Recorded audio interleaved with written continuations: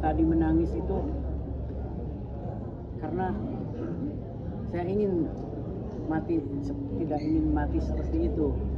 Jadi pengen matinya itu lepas dari semuanya, beban rahasia-rahasia sudah terungkap semuanya. Jadi mati di alam kubur itu ya ada istilah mati dengan tenang, itu ya tidak ada persoalan lagi. Ternyata setelah mati itu saya harus tidak tenang. Saya tidak tenang, mati dengan tidak tenang itu ya seperti tadi, menderita sekali. Jadi saya merasakan penderitaan, justru lebih menderita ketika sudah mati gitu. Bukan hanya fisiknya saja yang istirahat, tapi peninggalannya itu ada penyesalan yang kenapa saya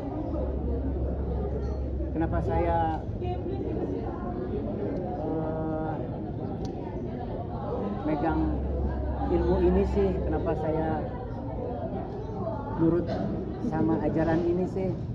Nah, jadi sehingga orang-orang yang ditinggalkan jadi repot, jadi merepotkan. Pak, itu gimana sih untuk Mas Aji? Kan juga jadi acting coach juga ya, tapi juga tadi kayaknya ternyata kayak plot twist gitu, ternyata evilnya, maksudnya itunya ya sorry jadi spoiler, ternyata ada di Mas gitu loh. Itu gimana sih cara membagi tugasnya dan juga kayak pendalaman karakternya supaya nggak kelihatan dari awal tuh ternyata dia yang pemegang rahasia sebenarnya gitu. Ya, sebenarnya awalnya kan saya diminta main duluan, kebetulan memang sebenarnya biasanya saya juga acting coach, jadi sekalian aja ya. Nah, ini untuk acting coach saya dibantu oleh tim. Jadi saya nggak terlalu full karena saya sebagai pemain lebih dulu, jadi saya harus lebih full sebagai pemain karena saya juga harus bertanggung jawab sebagai pemain. Ya, akhirnya saya dibantu oleh kawan-kawan termasuk dari coach gitu untuk lamongannya, karena kita intensif itu belajar semua bareng-bareng. Ya akhirnya kita bisa menjadi seperti di film. Itu sih kira-kira bagaimana kita menghadapinya.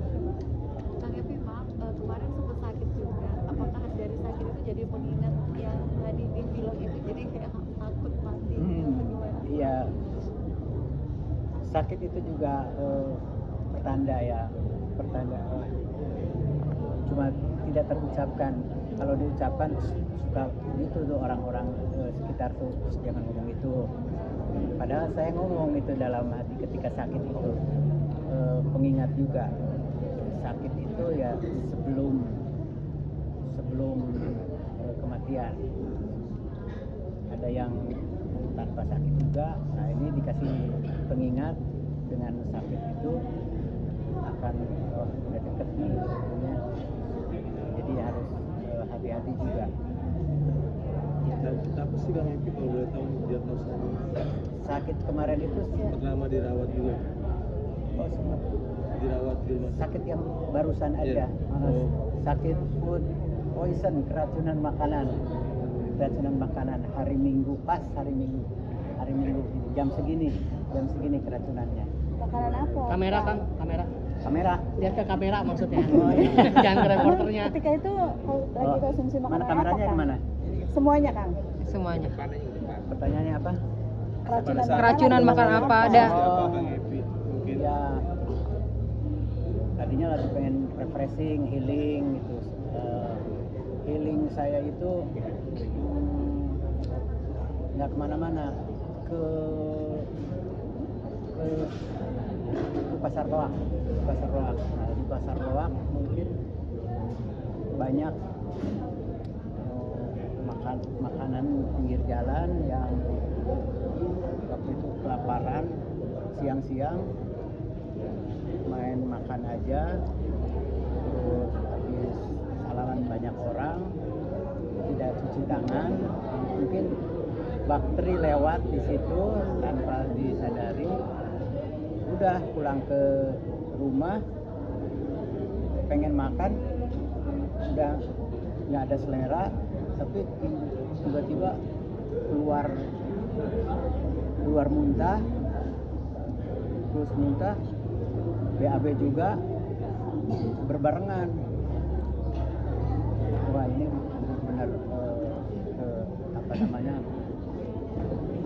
tanpa disadari itu jadi apa namanya, terlena bukan terbuat, bukan terapa ya, tidak hati-hati ya. Terapa namanya tidak hati-hati itu? Teledor ya. Berarti totali berapa lama di rumah sakit dirawat? Harusnya sekarang Masih. masih ada di rumah sakit, tapi saya minta karena hari ini ada premier, saya minta kalau ada apa-apa saya balik lagi ke rumah sakit. Ya. Jadi sejauh ini kesehatannya belum pulih total ya? belum pulih. Masih pelayangan. Masih ada kaitannya dengan sakit yang Ya, lain? Karena tanggung jawab kerja. Karena tanggung jawab kerja, iya betul. Kalau syukur-syukur alhamdulillah ini tidak langsung harus balik lagi ke sana. Ini hari-hari kontrol, hari Minggu ini hari kontrol, dan mudah-mudahan nggak usah ya. Saya di rumah aja. Keluarga sempat khawatir nggak sih mungkin? Ya. Khawatirnya seperti apa nih mungkin? Ya khawatir juga dia. Saya takut ngelantur gitu. Jadi khawatirnya seperti itu. Perlakuannya aneh juga. Tidak seperti biasanya ini. Apakah gara-gara saya takut ada apa-apa dan saya juga nggak ngomong? Mudah-mudahan tidak ada apa-apa. Tapi ya selalu kepikiran juga ini film Selepas Tahlil itu sejak proses sampai syuting, sampai selesai, sampai hari ini, sampai nanti 10 Juli itu selalu menghantui perasaan bersalah gitu, perasaan akhirnya saya pengen ke sana nggak boleh, ini ada apa sih sebenarnya, akhirnya ya udah nurut aja.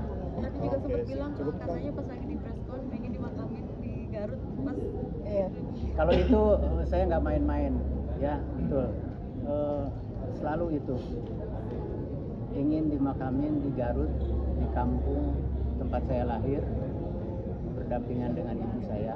Nggak berdampingan juga nggak apa-apa karena kuburannya, makamnya udah penuh, ya berdekatan aja.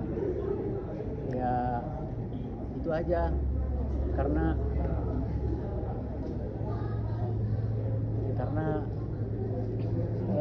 saya punya adik, ingin akur. Salah satu-satunya kita kumpul di kampung. Di sini nggak bisa. Sudah. Terima kasih semuanya.